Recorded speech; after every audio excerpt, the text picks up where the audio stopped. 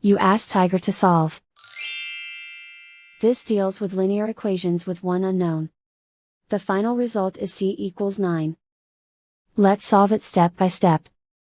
Simplify the expression. Find the greatest common factor of the numerator and denominator. Factor out and cancel the greatest common factor. Isolate the c. Multiply both sides by 12. Group like terms. Multiply the coefficients. Simplify the fraction. Multiply the fractions. Simplify the arithmetic. And so the final result is c equals 9.